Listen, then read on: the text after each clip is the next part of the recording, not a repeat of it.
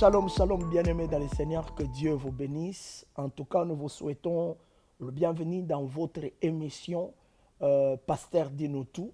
Et nous sommes dans notre rubrique dont nous parlons du mariage, troisième partie. Vraiment que le Seigneur vous bénisse. Je sais que vous êtes nombreux à nous suivre de partout dans le monde. Que Dieu vous bénisse abondamment.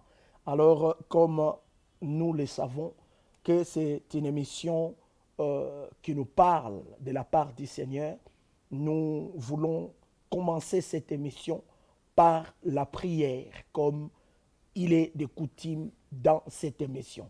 Vraiment, que Dieu vous bénisse, et je ne suis pas seul. Nous voulons commencer cette émission, comme vous le voyez, avec l'homme de Dieu, le pasteur Roberto Siconda, comme nous avons commencé cette émission sur le mariage, nous allons aussi l'achever ensemble avec lui. Alors, pour cela, j'aimerais rapidement dire bonjour, pasteur. Bonjour, pasteur Freddy. En tout cas, merci beaucoup. Comme nous l'avons dit précédemment, pour nous, c'est un honneur de vous recevoir sur ces plateaux de Pasteur Dis-nous tout. Merci, En merci. tout cas, que Dieu vous bénisse. Amen. Alors, avant de pouvoir aller plus loin dans notre dernière partie de cette émission sur le mariage, nous voulons vraiment vous demander de nous conduire dans la prière et après, nous allons démarrer notre mission. Okay. Merci beaucoup, pasteur. Merci, je t'en prie. Bon, on va prier, nous allons prier. Nous remettons donc ces temps aux mains du Seigneur. Hein. Nous prions donc. Éternel Dieu saint, Dieu vivant, Dieu tout-puissant, nous te disons merci encore de ce que tu nous as donné le souffle de vie pour aujourd'hui. Et tu nous as, Seigneur, donné la grâce d'être là, parce que c'est une grâce que d'être là, pour parler, Seigneur, de ta part, à tes enfants et à ceux qui te connaissent, comme à ceux qui ne te connaissent pas d'ailleurs, Seigneur Dieu. Nous te remettons ce temps, Seigneur, que toi tu nous diriges, que tu nous conduises par ton Saint-Esprit, que tu nous donnes la révélation qui se trouve dans ta parole. Père, merci de ce que tu conduis tout, et tout ce qui s'oppose, Seigneur Dieu, à l'expansion de ta parole, nous le condamnons et le détruisons au nom de Jésus-Christ. Et nous laissons Jésus-Christ seul être glorifié dans nos paroles, dans tout ce que nous allons faire. Merci Père, que tous ceux qui vont suivre cette émission soient infiniment bénis au nom de Jésus. Amen. Amen. En tout cas, voilà. Merci beaucoup, pasteur. Amen. Merci. Je crois que quelqu'un qui est en train de nous suivre est vraiment béni déjà Amen. par Amen. cette prière. Amen. Vraiment que le Seigneur nous bénisse abondamment. Alors, voici maintenant, nous voulons vraiment continuer notre mission dont nous avons commencé. Donc, la première partie est déjà là. Pour ceux qui vont suivre cette partie, qui vont vouloir chercher, il y a déjà la première partie et la deuxième partie. Là, nous sommes dans notre troisième partie sur la connaissance du mariage selon Dieu. Donc, le mariage en tant que chrétien, c'est de ce qu'on est en train de parler.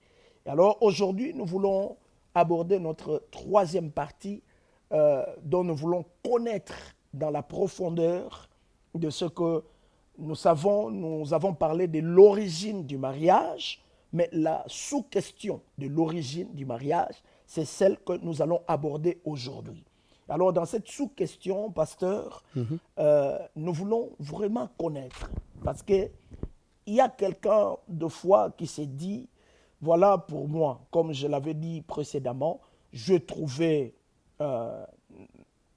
une femme, une fille dans la rue, je l'ai prise, je l'ai draguée et puis il a accepté. Et après tout, voilà, c'est fini, je l'ai prise et je l'ai mis chez moi à la maison. Voilà, pour lui, c'est fini. Mais il y a une sous-question que moi, j'aimerais poser sur ce point qui m'a été posée aussi, en disant, est-ce que pour qu'un mariage soit reconnu, il faut obligatoirement donner la dot ou pas? Ça, c'est pour les pays où on donne la dot. En tout cas, c'est en général. En oui, fait, oui. nous voulons Parce que savoir. dans d'autres pays, là, on ne donne pas la dot. Il y a des pays qui donnent la dot. Oui. Est-ce qu'il y a des pays qui ne donnent pas la Oui, dot? oui, Et oui. quand la dot n'est pas donnée, Ne pas donner. le Donc, mariage oui, est-elle oui, reconnue ou pas? Oui, voilà. Voilà, moi, j'aimerais aller plus loin. Amen. Donc, est-ce que pour que ce mariage soit reconnu, faut-il donner la dot quand nous sommes dans des États où si la dot, le mariage qu'on appelle entre guillemets coutumier, coutumier est reconnu. Et on peut aller plus loin. Et si ce n'est pas ça, peut-on se mettre, quand je vois l'introduction de ta question, de la question, peut-on vivre ensemble, ou donc on sans se rencontre dot, sans pourtant aller à la voilà. commune ou tout ça, donc voilà, à la mairie. Donc est-ce que un mariage se conclut seulement quand on se rencontre, on va directement à la mairie et on dit qu'on est marié aussi. Donc j'aimerais qu'on prenne les trois cas, hein, et puis ou bien on s'aime, tout ça, on se rencontre, on dit on va à l'église comme on fait à Las Vegas et on nous a bénis là-bas, on nous a donné un petit papier. Et que c'est ça vraiment le mariage. Donc j'ai épuré des extensions jusque-là. Exactement, comme ça. c'est vraiment ça. C'est pour ça que cette question a été posée. C'est pour connaître dans tous les cas, est-ce que c'est comme ça que ça doit se faire ou pas. Ok. Merci, Pasteur Freddy. Donc, moi, je vais aller avec la parole de Dieu. Donc, Hébreux chapitre 13, verset 4. On va lire d'ailleurs, hein, on va lire Hébreux chapitre 13, verset 4, dont nous avons notre Bible. Amen. C'est bien. Comme ça, nous ne sommes pas hors de la Bible. Donc, je suis dans Hébreux chapitre 4. Oui. Hébreux chapitre 4, voilà. Chapitre 13 plutôt, mes excuses. Chapitre 13, verset 4. Oui, j'étais. Chapitre 13, verset 4. J'ai dit 4, chapitre 4, verset 2. Chapitre 13, verset 4. Hébreux 13, verset 4. Hébreux chapitre 13, verset 4. Oui. Je peux... Oui. Vas-y. Voilà. La Bible nous dit ceci. Amen. Que le mariage soit honoré et le lit conjugal. Que le mariage soit honoré de tous. Voilà. Oui. Le mariage soit honoré de tous. Oui, c'est important. Et le lit conjugal exempté de toute souillie. Car Dieu jugera les débauches et les adultères plutôt. Ok. Amen. Donc voilà. Que le mariage soit honoré de tous. De tous. Et le lit conjugal exempt de toute souillure. Ça, on verra aussi un peu ça comme parenthèse. Voilà. Et le premier miracle de Jésus, dans Jean chapitre 2, versets 1 à 11, c'était aux noces de Cana. C'était dans un mariage. Il a transformé l'eau en vin. Donc Jésus a honoré un mariage. Premier de ces miracles, c'était dans un mariage. Que le mariage soit honoré de tous. Alors, quand deux personnes se rencontrent, se disent on va à Las Vegas, on nous marie tous les deux, on revient sans qu'il y ait des parents, des témoins, tout ça. Non. Parce que comme on a dit dans la première émission, que le premier mariage avait comme instigateur Dieu lui-même, officiant Dieu lui-même, et témoin Dieu lui-même. Donc c'est lui qui a uni, donc c'est lui. Et là, on nous dit que le mariage doit être honoré de tous. Et aux noces de Cana, on voit, il y avait la mère de Jésus, il y avait Jésus, il y avait sa famille qui était là. Sa famille était là. Donc on dit, la Bible parle de sa famille. Parce qu'il y a quelqu'un qui a contesté, il dit que quand on parle de noces de Cana, pour lui, ce n'était pas la fête du mariage. Pour lui, c'était une rencontre. Non, parce qu'on dit noces, c'est quoi? Noces, ça veut dire quelque chose de relatif à la cérémonie de mariage. Hein. Donc, si tu vas dans le dictionnaire, les noces sont des cérémonies de mariage, en fait. Quelqu'un vraiment a contesté. Oui, mais que cette personne prenne son dictionnaire. S'il est francophone, le Larousse ou le Robert. S'il est anglophone, il prend un dictionnaire anglais. Il a dit, pour lui, c'était une rencontre. Non, mais noces, quand on dit noces, c'est bien. Noces, c'est bien décrit. Donc, noces, c'est. Donc, ça, c'est de la distraction. Donc, on ne va même pas aller là-bas. Donc, c'était un mariage et voilà. Donc, c'était un mariage. C'est pour quelqu'un qui nous suit, qui peuvent tomber sur le dire de la personne, qui va croire que la personne a dit la vérité et pourtant, ce n'était pas la vérité. C'était les noces de Cana. Ici, nous parlons vraiment de choses qui sont attestées par la Bible. Voilà. Donc, c'est vraiment un mariage. Donc, ils peuvent aller lire dans Jean chapitre 2, versets 1 à 11. On nous parle de ça. Donc, que le mariage soit honoré de tous. Alors, je prends le premier cas, on parle de mariage coutumier. Bon, il y a dans des pays comme en Afrique, comme en Inde par exemple, au Pakistan, c'est des pays maghrébins, on fait le mariage qu'on appelle coutumier. Où les gens, donc la famille vient avec des dots, avec la dot. Famille, c'est souvent la famille du mari qui vient avec la dot. Même ici en Europe d'ailleurs, dans certaines familles, dans certaines nations, ça se fait aussi. Je crois que chez les Roms, comment on les appelle, les Tziganes et tout ça, ils font encore ça. Donc oui, ils font ça. Et je me rappelle, j'ai vu une émission qu'en Inde, c'est parfois la famille de la femme qui apporte la dot. Hein. C'est la famille de la femme qui apporte la dot. Oui, dans certaines tribus. Oui, dans certaines tribus. C'est comme ça. Wow. Donc, allez. Dans la Bible, on a vu d'ailleurs, on en a parlé, hein, le mariage de Isaac. Abraham a envoyé son serviteur avec tout ce qu'il fallait pour prendre la femme. Donc voilà, Rebecca. Et dès qu'ils ont eu la dot comme ça, ils ont dit, voilà, il a demandé, il dit, bon, donnez-moi la femme du fils de mon patron. Donc le mariage coutumier en Afrique, c'est comme ça aussi. En Afrique, dans quasiment toute l'Afrique, vraiment, c'est comme ça, le mariage coutumier. Et alors, quand nous sommes dans un pays où on fait le mariage coutumier, et nous on se dit, nous sommes chrétiens, on n'a pas à faire ce mariage, donc on demande seulement que, voilà, on se met ensemble et nous appelons les frères qui prient pour nous. Ce n'est pas un mariage. Le mariage, comme j'ai dit, il faut aller demander la main de la femme au papa. Donc le garçon doit faire cette démarche-là. Tu prends la fille de quelqu'un et la famille est mécontente, ça ne va pas. Donc il faut apporter... Allez, il y a des choses, moi j'entends, la dîme c'était, plutôt pas la dîme, la dot c'était l'Ancien Testament, mais non on ne peut plus le faire, pas de dot, donc on se prend, on est en Europe, on va directement, pour ceux qui sont en Europe, on va à la mairie et c'est conclu. Et même au Congo ça commence à arriver aussi. Oui, mais alors là on est... Tu sais, Jésus, dans la Bible, je crois que c'est dans Matthieu chapitre 17, hein, versets 24 à 27, Jésus demande ceci, oui, je suis là, donc Matthieu chapitre 17, verset 24 à 27, je lis, hein. Ça n'a rien à voir avec le mariage, mais on va tirer une conclusion là-dedans. Oui. Lorsqu'ils arrivèrent à Capernaum, ceux qui percevaient les 2 drachmes s'en dressèrent à Pierre. Et lui dire, votre maître ne paye-t-il pas les 2 drachmes? Oui, dit-il. Et quand il fut entré dans la maison, Jésus le prévint et dit, que t'en semble, Simon? Les rois de la terre, de qui perçoivent-ils des tributs ou des impôts? De leurs fils ou des étrangers? Il lui dit, des étrangers. Et Jésus répondit, les fils en sont donc exempts. Mais pour ne pas les scandaliser, va à la mer, jette l'hameçon et tire le premier poisson qui viendra. Ouvre-lui la bouche et tu trouveras un stataire, prends-le et donne-le leur pour moi et pour toi. Donc ici, Jésus, il dit, nous n'avons pas à payer l'impôt. Il dit, on n'a pas à payer l'impôt. Mais pour ne pas être en scandale avec eux, il faut que nous allons payer. Oui. Va, tu vas pêcher, je vais prendre le premier poisson, tu prends l'argent qui sera là et tu payes ton impôt et mon impôt. Mais en principe, on ne doit pas payer cela. Mais pour ne pas être en scandale. Alors, un chrétien qui fait ça, il est en scandale pour cette famille-là, il est en scandale pour les autres chrétiens.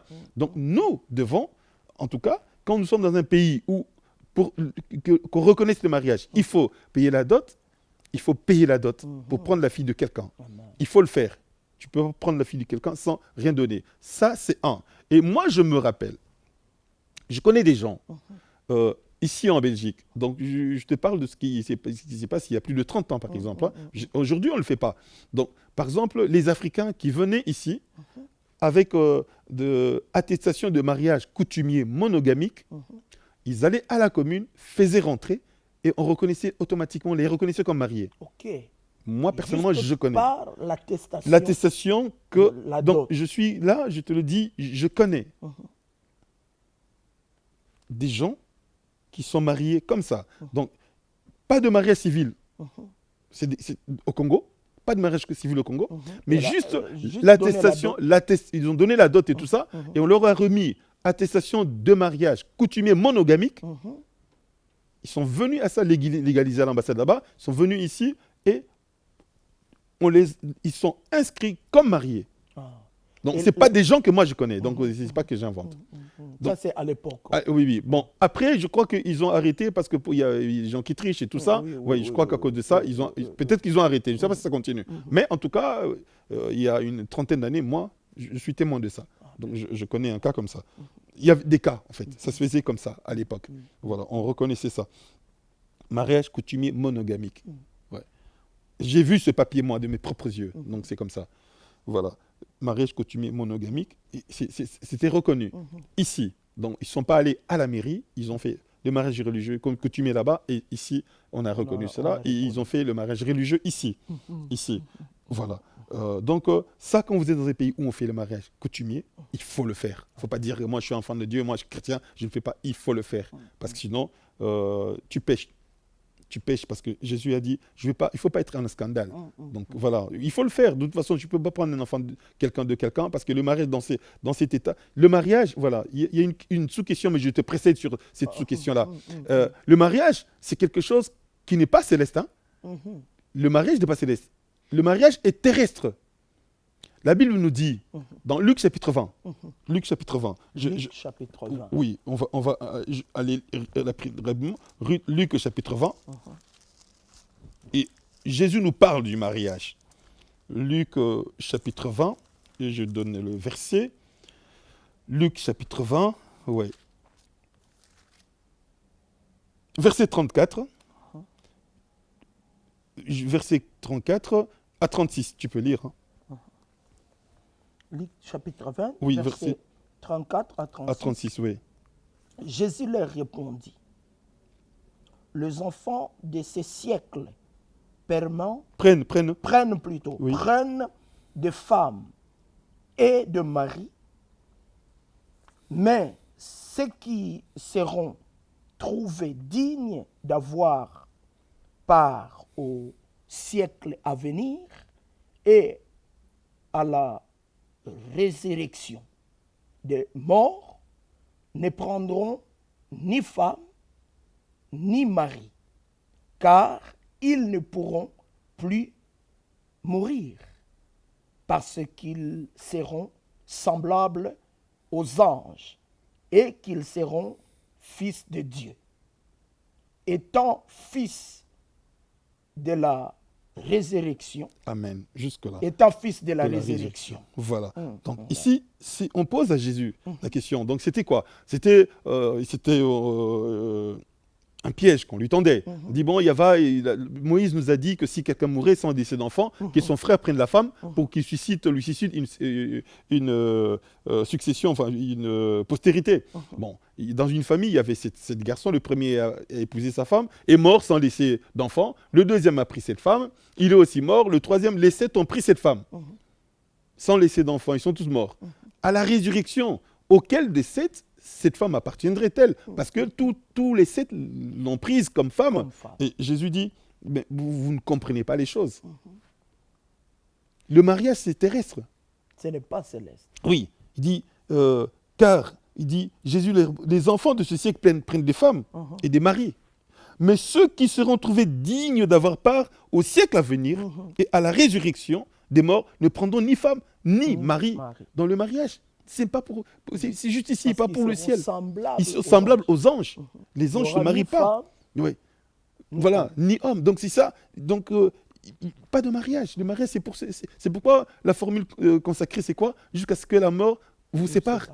C'est ça en fait. C'est là la limite. Oui, la limite. Le mariage finit le jour de la mort de l'un ou de l'autre. C'est comme ça que le mariage. C'est donc quelque chose de terrestre. Alors nous devons suivre, ce n'est pas des lois divines, ce sont des lois établies sur la terre que nous devons respecter. La loi du pays où nous sommes. Vous voyez, quand on est dans un pays où il faut le mariage coutumier avant d'aller à la mairie, il faut le faire. C'est comme ça. Quelqu'un, pasteur, qui est en train de se poser la question en nous regardant, en disant que ça dépend du pays.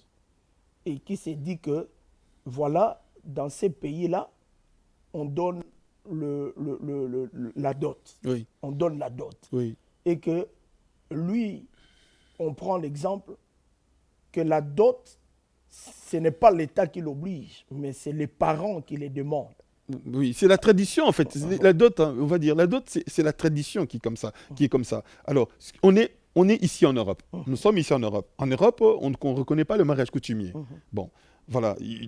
Quelqu'un qui va aimer une femme angolaise, camerounaise, congolaise ou sénégalaise, où il faut donner la dot. Eh ben, cette personne est obligée d'honorer cette femme en donnant la dot. Donc, avant d'aller à la mairie. Parce que quand on a donné, vous avez donné la dot, dans la famille, on sait que vous êtes marié.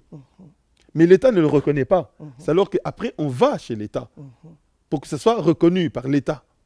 Donc, on va après à la mairie ou à la commune pour que ce soit reconnu. Mais il faut passer par la dot. Quand tu vas faire la demande à la famille de la femme. Et donc, on commence par le principe coutumier. De toute façon, même ici, c'est vrai, on va à la mairie, mais il y a des étapes pour le mariage. Il y a ce qu'on appelle les fiançailles. La fiançaille, oui. Et les fiançailles, ça s'officialise chez les parents. La femme te présente chez ses parents et tout. Et tu présentes tes parents. C'est comme ça que ça commence. Donc, il faut que ça commence. Donc, on ne se rencontre pas et directement, on va à la commune. Non. On va à la mairie. Vous allez à la mairie, vous faites ça. Donc, quelque part là, les parents vont se poser la question de qui cet homme. Voilà, vous êtes en scandale aussi, voilà. aux parents. Même si la commune reconnaissait, ça n'est pas. Non, voilà, il faut faire les choses dans les règles. Parce que c'est quelque chose de terrestre, comme je dis. Donc, il faut aller dans les règles qui sont établies sur cette terre. Donc, on va faire cette dot. Après ça, on va à la mairie. Bon, il y a dans certains pays où c'est l'Église qui le fait. Dans certains pays, par exemple en Angleterre, on voit quand les princes anglais et princesses se marient, ils vont à l'Église. Parce que l'Église c'est l'État en fait. C'est l'État, l'Église, voilà. En Angleterre, c'est... Parce que c'est la famille royale qui contrôle, oui, c'est le roi qui est le chef spirituel de l'Église. Donc automatiquement, c'est reconnu quand vous allez à l'Église. Va introduire toutes les démarches. Donc quand vous faites ça, ici aussi c'était comme ça dans les temps avant qu'on établisse certaines lois avec la séparation entre l'Église et l'État. Avant, donc les gens qui se mariaient dans l'Église étaient automatiquement reconnus comme mariés par l'État. C'était comme ça ici aussi avant. Et la loi a évolué. Bon, on ne va pas dire que parce que nous sommes dans un pays où le mariage n'est reconnu que chez l'État, on ne fera pas de mariage coutumier quand on épouse quelqu'un qui vient d'un pays ou d'une tradition où le mariage n'est reconnu que par la coutume. On doit faire cela pour que les parents reconnaissent. Tu vois? Donc, il faut que le mariage soit honoré de tous. Il faut que les parents honorent aussi. Donc, pasteur, la coutume, en quelque sorte, nous retient toujours dans la loi, alors. Ça n'est pas la loi, ce sont des choses de ce monde. En fait, nous ne sommes pas. La Bible dit, Jésus dit dans Jean 17, Père, je ne te demande, ils ne sont pas du monde. Je ne te demande pas de les ôter du monde. Ils ne sont pas du monde, mais ils sont dans le monde. Nous sommes dans le monde. Donc, nous ne sommes pas retenus par la coutume ou la tradition, mais nous devons respecter certaines choses. Quand ce n'est pas où on te dit, voilà, il faut sacrifier telle chose, moi je ne le ferai pas. Mais pour ce qui concerne le mariage, il faut le faire. On va prendre l'enfant de quelqu'un, la fille de quelqu'un, il faut que ses parents soient d'accord. Et en tant que chrétien, tu vas, les parents murmurent. Non, tu es une occasion de chute. C'est un péché aussi. Donc, tu n'as pas la bénédiction de ses parents. Donc, il faut y aller. Donc, voilà, en tant que chrétien, on doit le faire. On doit respecter. Il y en a, c'est pas que nous sommes liés par la coutume. Non, nous sommes liés par le respect que nous donnons à Dieu. Allez, je vais aller plus loin. Il y a dans Romains chapitre 14. C'est autre chose, mais on va faire, on va comparer ça. Donc, dans Romains chapitre 14, à partir du verset 1, je crois jusqu'au verset 14 ou 15, on nous dit ceci, c'est la loi de tolérance. On dit que si pour quelqu'un, toutes les dates se ressemblent, enfin on va lire ça comme ça, voilà. Romains chapitre 14, verset 1, à 10, hein, on dit « Accueillez celui qui est faible dans la foi et ne discutez pas les opinions. Tel croit pouvoir manger de tout, tel autre qui est faible ne mange que des légumes. Que celui qui mange ne méprise point celui qui ne mange pas. Que celui qui ne mange pas ne juge point celui qui mange, car Dieu l'a accueilli. Qui es-tu toi qui juges un serviteur d'autrui? S'il se tient debout ou s'il tombe, cela regarde son maître. Mais il se tiendra debout car le Seigneur a le pouvoir de l'affermir. Tel fait une distinction entre les jours, tel autre les estime tous égaux, que chacun ait en son esprit une pleine conviction. Celui qui distingue entre les jours agit ainsi pour le Seigneur. Celui qui mange, c'est pour le Seigneur qu'il mange, car il rend grâce à Dieu. Celui qui ne mange pas, c'est pour le Seigneur qui ne mange pas, et il rend grâce à Dieu. Donc ici, on donne 2 exemples. Il y en a un qui disent, bon, moi par exemple, le porc, je ne mange pas. Parce que j'ai lu dans l'Ancien Testament que le porc est impur, tout ça. Moi, je ne mange pas le porc. Tout ce qui est impur, je ne touche pas. Bon, Paul a dit, mangez de tout ce qui se vend au marché. Et un autre dit, moi en tout cas, je rends grâce à Dieu quand je bénis, je peux tout manger. Que celui qui mange ne dit pas, mais toi tu ne connais pas, nous sommes dans la nouvelle alliance, il ne juge pas quelqu'un.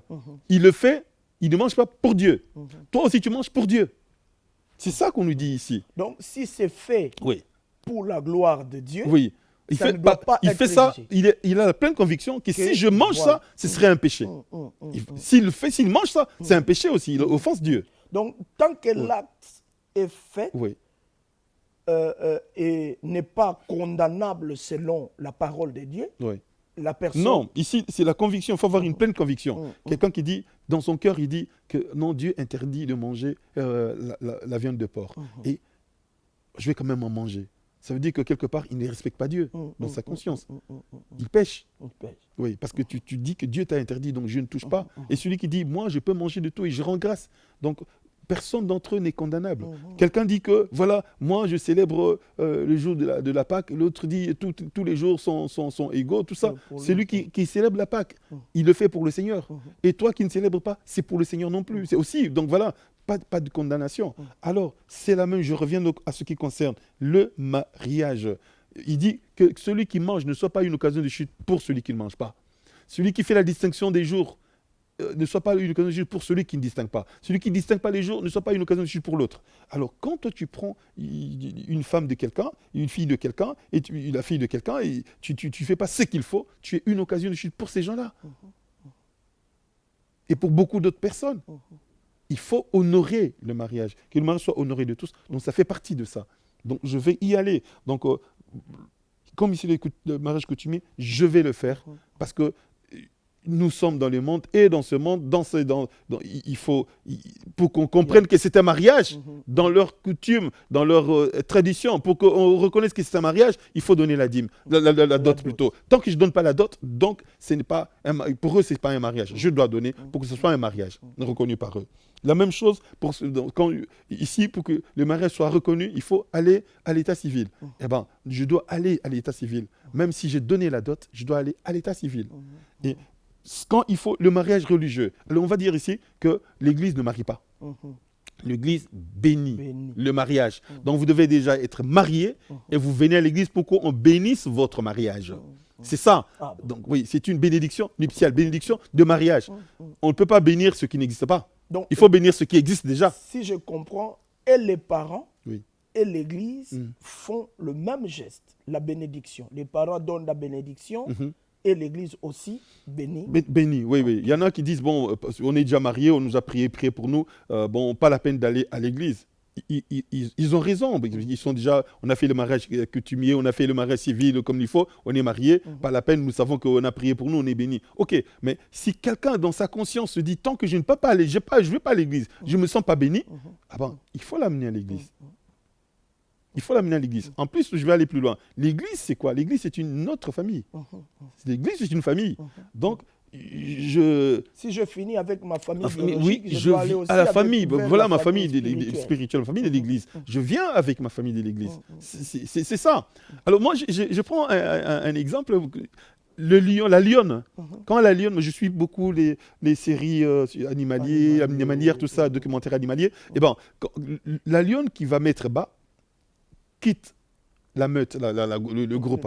Il sort, elle sort, elle va se cacher.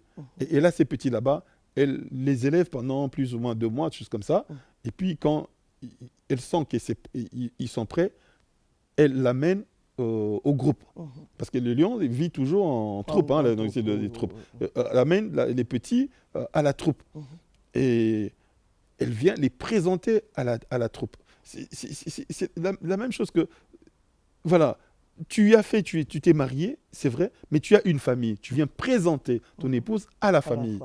Et tu as la bénédiction de la famille. L'Église, nous sommes une famille. Donc, on parle de bénédiction nuptiale, bénédiction de mariage. L'Église bénit, l'Église ne marie pas.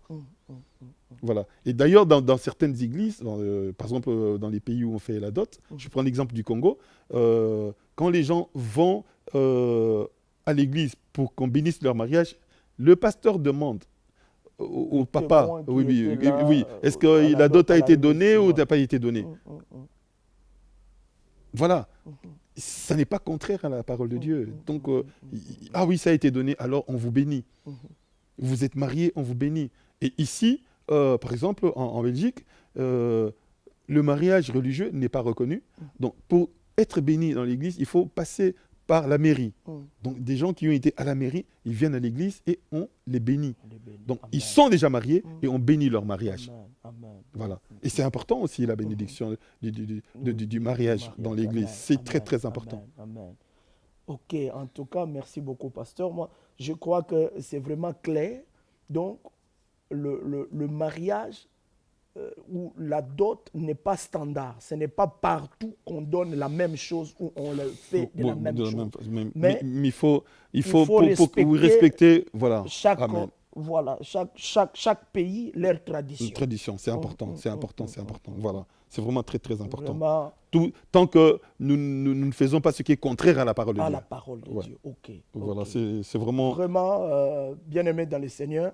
En tout cas, moi, je suis béni. Je crois que quelqu'un qui est en train de nous suivre aussi est béni. Tu comprends au moins par rapport à la fausseté qui est en train de circuler souvent sur les internets que, voilà, le mariage, ce n'est pas la dot et tout ça. Bon, vraiment, moi, je crois qu'aujourd'hui, nous avons l'éclaircissement. Dans les pays où il faut donner la dot, donne la dot. Dans les pays où on ne te demande rien, où on veut seulement que tu aies été présenté chez les parents et que les parents te bénissent, va chez les parents vont te bénir. Dans les pays où c'est l'homme, c'est la femme qui amène la dot, et si tu es une femme qui est venue de l'Afrique, tu as aimé l'homme de ces pays-là, c'est toi qui dois les donner. Donc voilà, je crois que c'est vraiment clair selon la parole de Dieu, pour ne pas scandaliser. Parce qu'un chrétien ne doit pas être insigé des scandales. Vraiment, que Dieu soit loué, que Dieu soit vraiment glorifié, pasteur. Amen. Alors, vous m'avez précédé sur cette question, mais j'aimerais vraiment encore que nous puissions éclaircir. Parce qu'il y a quelqu'un qui s'est dit, mais comment dans l'émission précédente, ils ont dit que Dieu est l'instituteur du mariage et ils disent que le mariage n'est pas céleste, mais elle est terrestre. Nous avons lu aussi, la parole de Dieu dit que non, puisque dans ce siècle-là, nous serions vêtus d'un corps semblable à celle des anges, alors nous ne pouvons pas justement nous marier. Mais quelqu'un qui va se dire, pasteur, qui va vraiment se dire, mais quand Dieu a institué le mariage, il a institué comment? Est-ce que c'était une pensée céleste ou c'était une pensée terrestre? Sur ce point, j'aimerais juste pour que, parce que je sais qu'on est arrivé à la fin, mais quelqu'un ne reste pas dans la confusion après cette émission pour se dire, est-ce que c'était une pensée céleste ou une pensée terrestre? Puisque je sais qu'il y a plusieurs personnes qui vont se dire, mais comment ça? Mais je crois que je vais vous laisser la parole, pasteur. Ok, d'accord, mais c'est clair, en fait, la pensée qui vient de Dieu, c'est céleste, c'est spirituel, mais pensée, il a institué pour la vie sur la terre. Sur la terre, amen. Pas pour la vie au ciel. Au ciel, il n'y a pas ça, donc c'est sur la terre. Et je reviens à ce que Jésus disait. Père, je ne te demande pas de les ôter du monde. Ils ne sont pas du monde, mais ils sont dans le monde. Donc, Jean 17, prière sacerdotale. Donc, quand il priait pour les disciples. Donc, le chrétien n'est pas du monde. Nous sommes concitoyens des saints, dit la Bible, citoyens du ciel donc. Mais tant que nous sommes sur la terre, nous devons travailler sur la terre. Amen. Tant que nous sommes sur la terre, nous devons cultiver sur la terre. Nous devons faire tout ce que nous avons à faire. On doit s'occuper des enfants, on doit étudier. On ne va pas dire, bon, nous sommes des gens du ciel, n'étudions plus. Voilà. Dit-on, les enfants, oui, n'allez plus à l'étude, à l'école, bon, parce que nous sommes du ciel. Non, on va à l'école, on travaille. Donc, voilà. Alors, le mariage fait partie de tout ce qui est de ce monde ici. Donc, voilà, ce sont des règles de ce monde. Et nous le faisons. Nous le faisons. C'est comme ça qu'on doit... Dieu a institué, c'est vrai, pour que ça se vive sur la terre. Et nous allons pratiquer tout ce qui se fait sur la terre. Amen. Pour le mariage. Voilà. Et j'aimerais dire une chose, juste, après je te laisse te clôturer. Il a institué le mariage entre un homme et une femme. C'est comme ça que ça se fait. Et nous devons respecter cela. Et aujourd'hui, je vois, il y a des gens qui prennent 3, 4, 5 femmes. Ils disent qu'Abraham a fait ça, tel a fait ça, tel a fait ça. Il y a d'autres même qui disent que Dieu lui-même est polygame. Il a on ne va même pas les suivre. Oui, parce que Dieu ne se marie pas. Quand on nous parle de Christ et de l'Église épouse du Christ, c'est aussi une image de ce que nous vivons. Dieu utilise notre langage à nous pour nous exprimer, pour qu'en tant qu'homme, nous comprenions certaines choses. Ouais, c'est une image qu'on prend. Il a pris l'image du mariage pour que nous comprenions. L'illustration que vous prenez, je ne sais pas, pour quelqu'un qui est en train de nous suivre, de fourmis, quand on doit parler. Voilà, oui, c'est ça. Je dis, Dieu utilise le langage humain, des expressions humaines pour nous faire comprendre les choses du ciel. Jésus-Christ, il est là avec ses disciples. Les sœurs de Lazare lui envoient un message pour dire, voilà, Lazare est souffrant, il est malade. Jean chapitre 11. Et bon, Jésus continue, et puis après, il dit à ses disciples, voilà, Lazare, notre ami, dort. Et les disciples disent, bon, Seigneur, s'il dort, on va le réveiller. Jésus a utilisé un langage de Dieu. Le langage de Dieu, la mort n'existait pas pour Dieu. Donc, alors, ils n'ont pas compris. Alors là, il utilise le langage humain. Il dit, il est mort. Et là, on n'a pas de réponse. Ils disent rien, il est mort, c'est fini, quoi. Bon, s'il dort, on peut le réveiller, mais il est mort, on ne dit plus rien. Donc, il a utilisé le langage humain, en fait. Parce que pour Dieu, la mort n'existe pas. On a, je crois, Luc chapitre 16, où on nous parle du pauvre et du riche, qui sont morts, qui sont enterrés, et qui, dans les séjours des morts, sont en train de parler. Dieu les a vu leur vie sur la terre, et Dieu les voit de l'autre côté. Donc, pour Dieu, il n'y a pas de mort, en fait. Bon. Alors, l'exemple que je donne, comme tu as soulevé, je parle souvent de Dieu qui te donne la possibilité de parler avec une fourmi. Tu dis à une fourmi, voilà, moi je suis un être humain. Il dit, un être humain, c'est quoi ça? Je suis un homme. C'est quoi ça, un homme? Tu dis, eh bien voilà, un homme, j'ai 2 bras et 2 jambes. La fourmi ne va pas comprendre. Il dit, c'est quoi ça, 2 bras, 2 jambes? Ah, tu dis, bon, c'est vrai, elle ne comprend pas. En fait, j'ai 2 pattes postérieures et 2 pattes supérieures. Elle dit, ah, d'accord. Là, la fourmi commence à comprendre. Et bon, et puis j'ai 32 dents. Elle dit, ah non, c'est quoi ces 2 dents? Et je dis, non, j'ai une mandibule avec... Tu utilises le langage de la fourmi pour qu'il comprenne. Alors Dieu utilise le langage humain pour nous faire comprendre ce qui est du ciel. Amen. Amen. Quand on dit Dieu est assis sur son trône, il n'est pas assis comme nous sommes assis. Non. Voilà, c'est un langage pour nous comprenions. Oui. Voilà. La main de Dieu n'est pas courte pour nous toucher et tout ça. Dieu n'a pas une main comme la nôtre. Donc voilà, c'est des images qu'il nous donne pour que nous comprenions. Sinon, nous n'allions pas comprendre. En tout cas, gloire au Seigneur, pasteur, merci beaucoup. Donc, pour quelqu'un qui est en train de nous suivre, vraiment, comprenez qu'il y a des choses qui sont venues de la pensée de Dieu pour l'homme. Alors, j'aimerais vous parler de ça, pour que je ne perde pas ça. Amen. Donc, je disais que le mariage, c'est entre un homme et une femme, et pas plusieurs. Tu m'as coupé la parole, en fait. Alors, on a dit, dans le Saint Testament, les gens se marient avec 3, 4, 5 femmes, tout ça. Et Dieu dit ceci, dans Malachie chapitre 2, versets 13 à 15. Il dit, c'est important, je crois que j'avais cité ça la dernière fois, mais je vais revenir sur ça. Amen. Il dit, voici encore, donc, Malachie chapitre 2, versets 13 à 15. Voici encore ce que vous faites. Vous couvrez de larmes l'autel de l'Éternel, de pleurs et de gémissements, en sorte qu'il n'a plus égard à vos offrandes, et qu'il ne peut rien agréer de vos mains. Et vous dites, pourquoi ? Parce que l'Éternel a été témoin entre toi et la femme de ta jeunesse, à laquelle tu es infidèle, bien qu'elle soit ta compagne et la femme de ton alliance. Nul n'a fait cela avec un reste de bon sens, Un seul l'a fait. Et pourquoi? Parce qu'il cherchait la postérité que Dieu lui avait promise. Prenez donc garde en votre esprit et qu'aucun ne soit infidèle à la femme de sa jeunesse. Ici, il parle clairement, Dieu parle clairement au polygame de l'Ancien Testament. Il dit, nul n'a fait ça avec un bon sens. Le seul qui a fait ça avec un peu de bon sens, c'est Abraham, parce qu'il cherchait la postérité que Dieu lui avait promise. Il s'était dit, alors comme cette femme est stérile, Dieu m'a promis une grande postérité, c'est sûrement que Agar, voilà, ma servante, et c'est sa femme qui lui a dit, bon voilà, prends et suscite une postérité pour toi. Donc, un seul l'a fait avec un bon sens parce qu'il cherchait la postérité que Dieu lui avait promise. Il a cherché avec des idées humaines, des moyens humains. Or, la postérité devait être spirituelle. Là, il n'avait pas compris, mais il a compris plus tard. Et nous le comprenons parce que nous le lisons.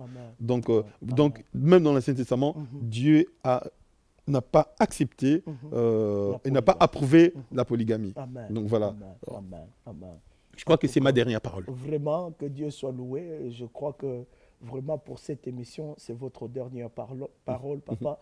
Mais prochainement, nous allons vous avoir encore pour d'autres sujets. Amen, amen. En tout cas, et le sujet dont on a parlé, ça c'est pour que les frères et sœurs sachent, nous allons rentrer dans un sujet qui est très important aussi, c'est le ministère de la femme dans l'Église. Est-ce que la femme peut-elle être pasteur? La femme peut-elle enseigner? Parce que bon, on discute beaucoup sur ça. Et prochaine émission, en tout cas, ça sera sur ça. Beaucoup. Vraiment, restez branchés. Il y a de bonnes choses qui arrivent. Je vous invite tous à rester branchés et suivez. Surtout, abonnez-vous pour ne pas rater nos émissions. Amen. Pour rester vraiment à la page de toutes les émissions. Abonnez-vous sur toutes nos pages qui seront mentionnées au bas des écrans. Vraiment, que Dieu vous bénisse. Merci beaucoup, pasteur, pour cet éclaircissement que la pensée de Dieu pour l'homme a deux dimensions.